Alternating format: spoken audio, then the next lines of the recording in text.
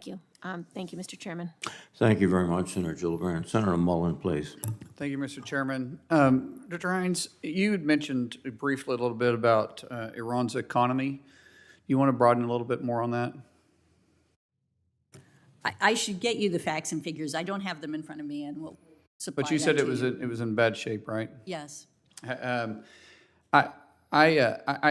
don't disagree that it's probably not in great shape, but would you agree it's in better shape than it was 3 years ago? No, I think we just recently did a piece that really looked at some of the challenges. Ma'am, according to the statistics that study that, actually the GDP for Iran is projected to have a 9th consecutive year by 2029. And in the last 4 years since Biden released the sanctions, they've actually doubled their GDP. In 2019, they were just about 250 billion GDP. In 2020, they had dropped to below 200. And today, they're over 500, and they're projected to continue to grow until 2029 underneath the current statistics. Now, this is stuff that's open source that you can get, and I can actually read it to you. The gross domestic product for GDP is currently priced in Iran was forecasted to continue to increase between 24 and 29, which has already had 4 consecutive years of increase, over $101 billion US dollars at a 24.15% increase over the next 4 years. Since 2025 to 2022, their gross domestic output is $576.24 billion. So has the sanctions that were lifted been a good thing or a bad thing for Iran and the war on terror?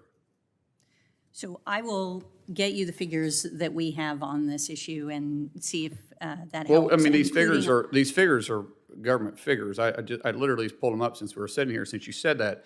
And so I think, I mean, you're the Director of Intelligence. These are something that you really should know, because the more money they have is not good for the U.S. Would you agree with that?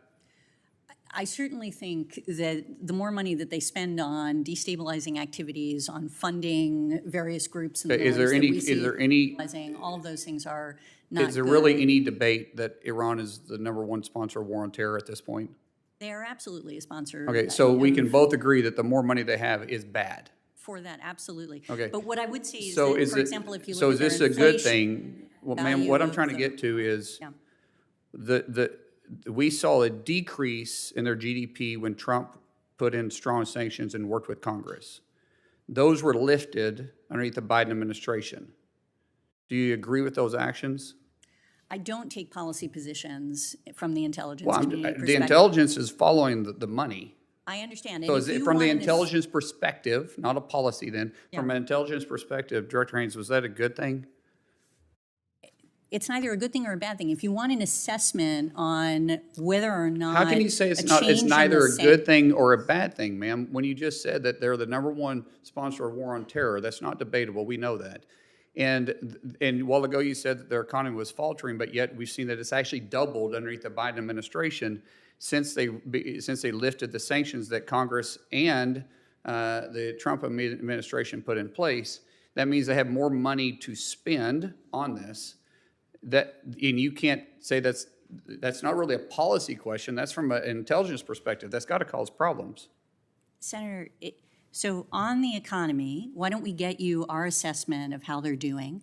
Even if I'm right that they're having challenges economically, I don't think that necessarily is a line that you can draw directly between sanctions and how their economy is doing. There are a number of factors that obviously you have to look at in order to determine that. And I'm more than happy to do an assessment for you that helps to identify what the impact of either of different sanctions, less sanctions, more sanctions, all of those things on the economy, and then how that relates to spending, for example, on national security issues that are of importance to us, which we do produce an annual report for you on. Well, I would appreciate that. And I don't think that, we'd say that their economy's in great shape. I mean, but we can say that throughout all the, I've say all the Middle East, the middle of the Middle East. We could say that there's a problem there with their economy. But what I'm getting to is that the current position that the administration, this current administration has taken underneath Biden has not been helpful for our security posture. We have seen that their economy has greatly increased and is going to continue to increase if we stay underneath the continued projection of the way we're treating Iran currently. I think that our posture should, and you can agree, disagree, or not. In fact, you don't even have to answer it because I'm not going to put you in that position again.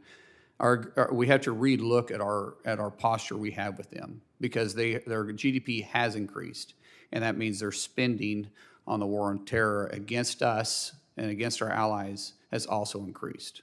With that, I'll yield back. Thank you, Senator Mullin. Senator Warren, please. Thank you, Mr. Chairman. So